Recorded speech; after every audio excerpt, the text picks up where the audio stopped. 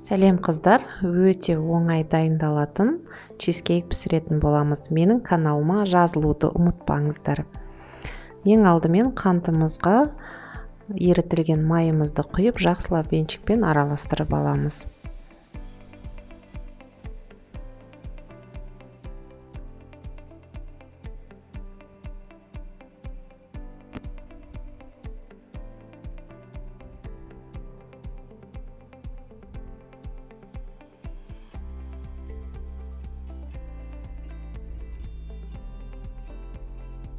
Екі жұмыртқамызды саламыз. Міндетті түрде еріген майымыз бөлме температурасында болу керек. Ыстық болса, жұмыртқамыз пісіп қалады.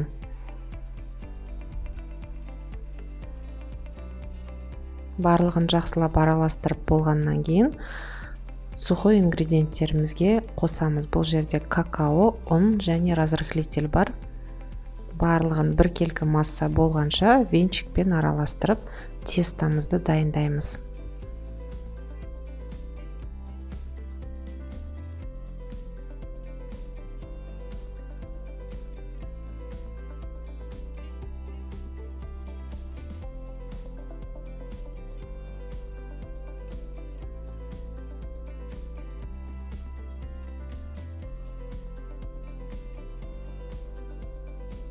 Осымен біздің тестамыз дайын. Пешімізді 180 градусқа қыздырып аламыз.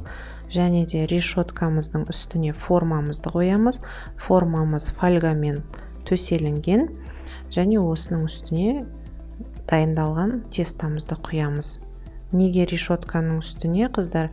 Себебі ыстық решеткада тестамыз ағып кетуі мүмкін пісу барысында.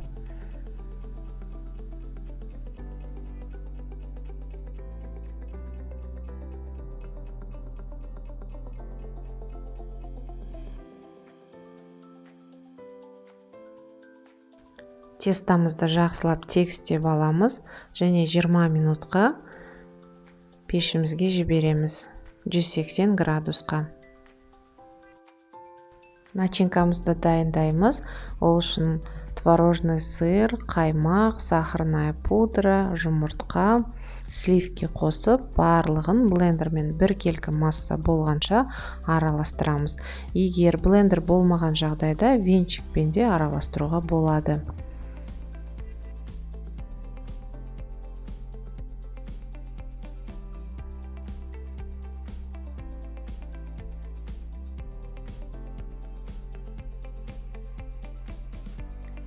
Пісіп шыққан тестамыздың үстіне начинкамызды құйып, 40 минутқа 180 градусқа пешімізге қайтадан жібереміз.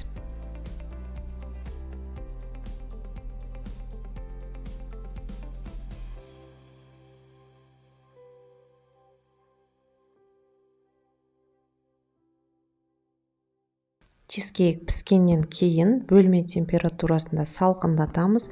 Содан кейін ғана барып, ганашымызды бетіне құйып, тегістеп шығамыз.